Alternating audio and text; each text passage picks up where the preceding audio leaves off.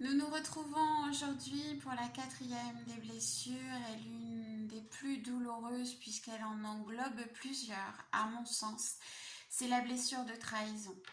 Je crois que lorsque l'on ressent cette blessure de trahison, c'est à l'image du cœur brisé. C'est notre âme qui est totalement blessée, dépossédée. C'est comme si on nous arrachait le cœur en fait. Ces expressions ne sont pas là pour rien.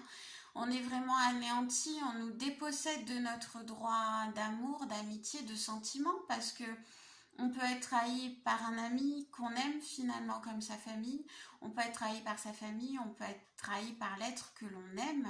Et je crois que c'est finalement la trahison la plus dure puisqu'elle peut amener jusqu'au suicide. Lorsque l'on est trahi, on subit l'humiliation, le rejet, l'abandon. Donc vous comprenez en fait l'ampleur de cette blessure. C'est-à-dire que c'est même pas une seule blessure de trahison. C'est toutes les blessures que je vous ai énoncées jusqu'ici, jusqu'à la blessure de trahison. On est vraiment dépossédé de son soi profond.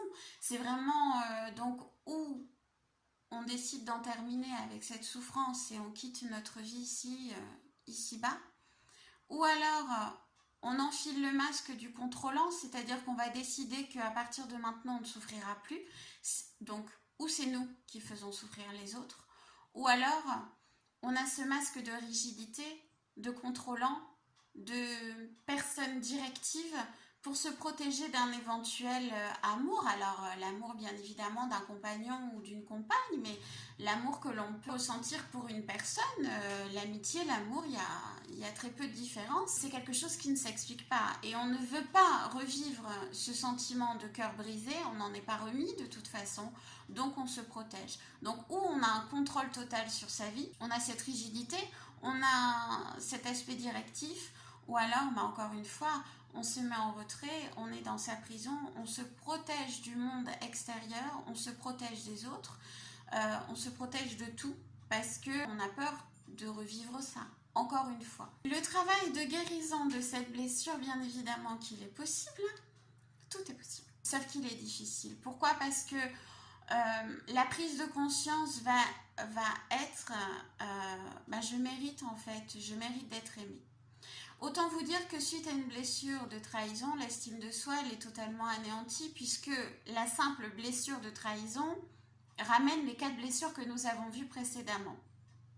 Donc on a quand même de sacrées casseroles, de sacrés traumas sur les épaules. Donc on n'a plus du tout d'estime de soi. On a l'impression de ne pas mériter d'être aimé.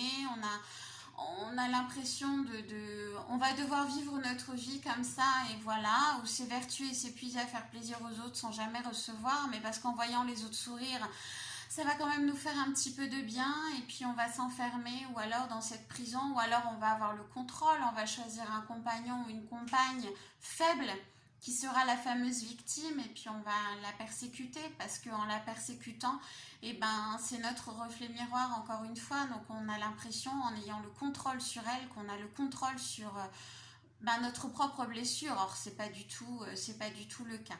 C'est le profil d'ailleurs des pervers narcissiques. Alors bien évidemment, une fois la prise de conscience prise, c'est-à-dire mais je peux pas vivre tout le temps enfermée ou j'ai quelque chose forcément à guérir, c'est pas normal que je tombe toujours sur ce genre de compagnon totalement persécuteur parce qu'on attire à soi ce genre de personnes en se victimisant, en étant dans l'envie d'être sauvé, lui un peu manipulateur va arriver et saura comment faire puisque au fond de lui il est exactement comme ça.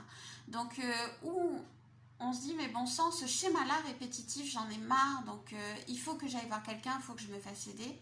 Et là, on commence le processus de thérapie qui est quand même assez long parce qu'on a besoin de comprendre qu'on mérite, comme tout un chacun, d'être aimé, on mérite de vivre heureux. Sans compter qu'il y a les 3 autres blessures derrière qu'il faut aussi guérir.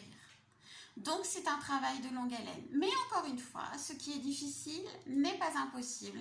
Et si vous avez vraiment envie de sortir de cette emprise-là, finalement, de cette douleur-là, eh bien, encore une fois, il faut entamer ce travail, ce processus qui est long, mais qui n'est pas impossible. Toute blessure peut se guérir. Gardez bien ça en tête, vraiment. Que vous soyez la victime, le persécuteur, le sauveur. Toute blessure est guérissable.